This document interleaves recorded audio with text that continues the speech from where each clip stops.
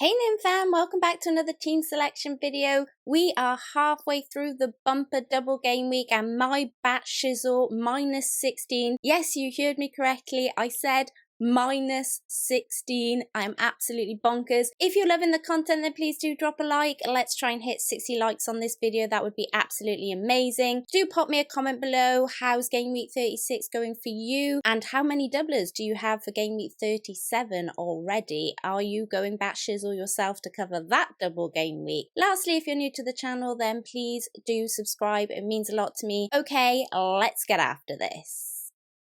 First off, let's start with my minus 16 bench boost. I decided to go bat shizzle and go for it. It was ballsy, but let's see if it's paying off so far. I finally thought Ramsdale was on for a clean sheet against Leeds, but foolishly conceded a needless goal in the 66th minute for just 2 points. He was an OG though, so I didn't take a hit to get him in, thankfully. Cancelo was another of my OGs, pulling an assist out of the bag when needed for 9 points. However, my other OGs in Robertson and Alonso failed to register any real points. Alonso hooked early in an injury, not injury, bust up substitute situation that seems to be going on with Chelsea. Who knows what's happening there? All I know is that I hope he's back for the next game. They can figure it out and we can all just be grown-ups here and move on. Laporte was a newcomer for a hit for me, and boy was that a surprise signing. I was hoping for a clean sheet, but to my delight I got a goal to boot for 12 points.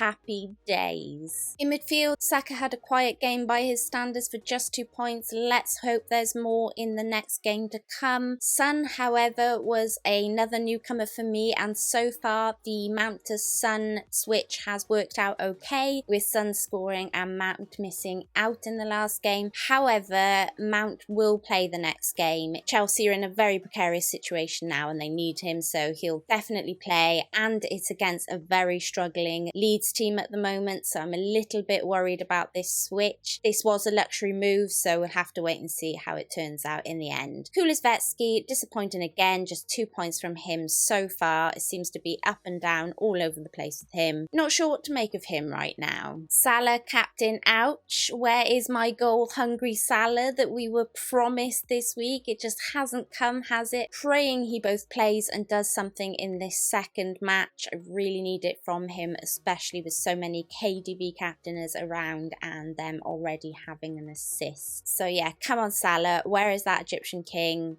We need you to be the golden boot chasing hero that we need right now. My front are a little different this week, as you'll notice. Nketiah came in for Weghorst. This was one of the transfers I really wanted to make.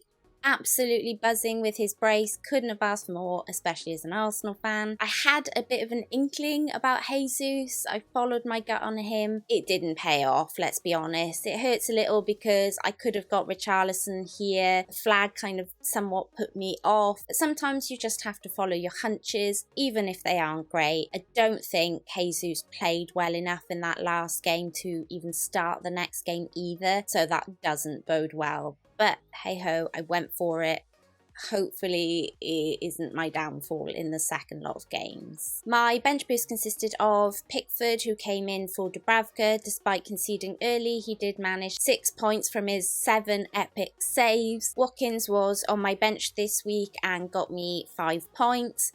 Gordon wasn't alive in the first match anyways, but maybe he will be in the second match, let's hope. And that Liverpool goal was an ouch for me as it took away Davies' clean sheet, who was playing amazingly. And as I say, as an Arsenal fan, I can't believe I'm actually saying that, but he should have been in the backs. He was that good this week.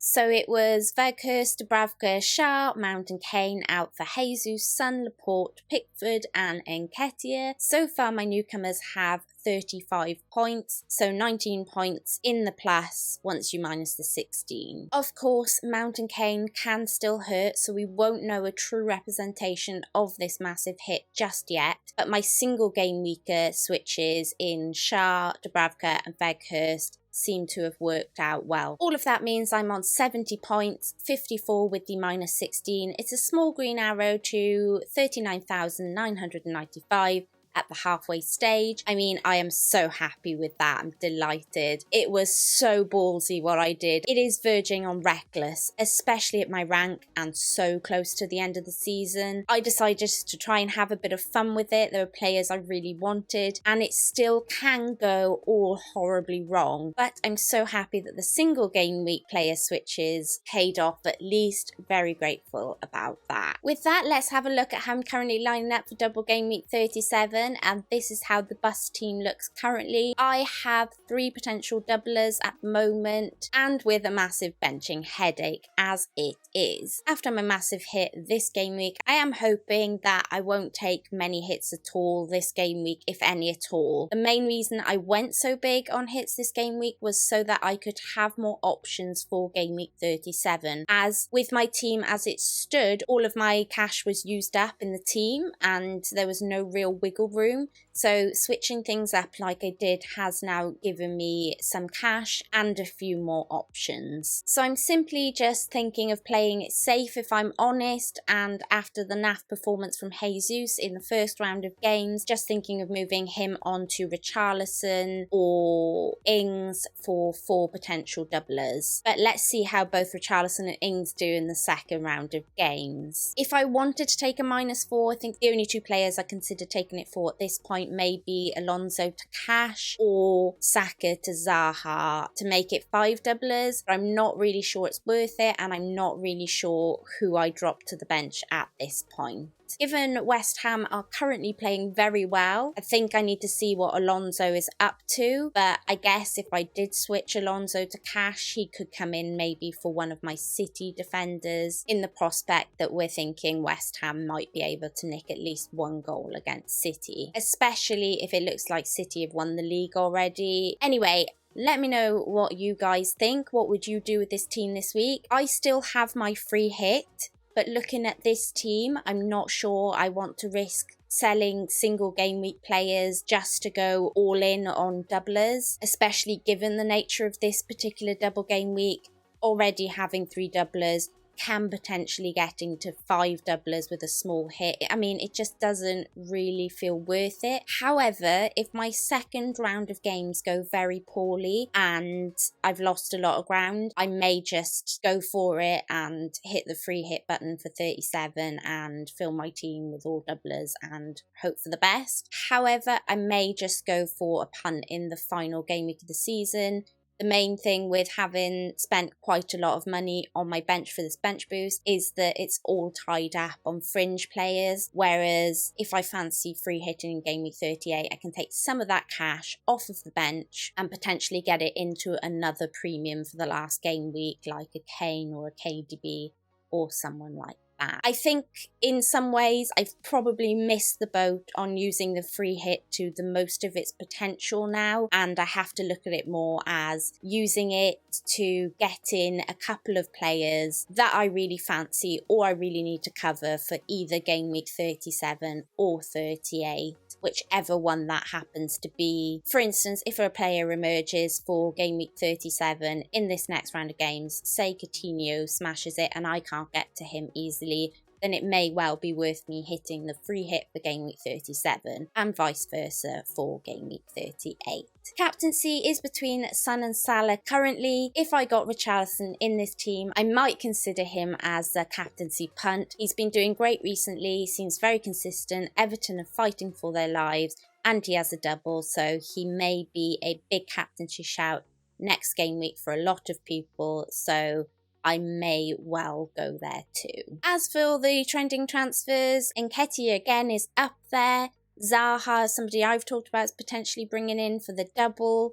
Son obviously is still doing quite well, so he's an early switch in. Luis Diaz, interesting. Maybe people switching out Salah as he hasn't been doing so well, maybe to free up a bit of cash or potentially on their free hit. And Watkins, obviously having that double and scoring the last 2 game weeks, makes him a good shout. Mount making a way for some of these people like Zaha and Luis Diaz, I'm sure. Dennis making way for Nketiah, I would have expected. Ronaldo, United just haven't looked themselves, so he's an easy person to free up cash. Jota, I'm feeling for Jota, since Diaz has come in, he hasn't quite had the time or chances that we expect from him, so that's a bit of a shame. And Ramsey being injured, with a couple of others having doublers around the same price, it's easy to see why he's getting moved on. And that's it. Thanks for watching. There's only 2 more game weeks to go. Can you believe it? Please subscribe to the channel if you haven't already. Have a great week. I hope the second round of games go brilliant for you guys. But for now, please check out the sponsors of this video, fantasyfootballfix.com. Until next time, Nymfria out.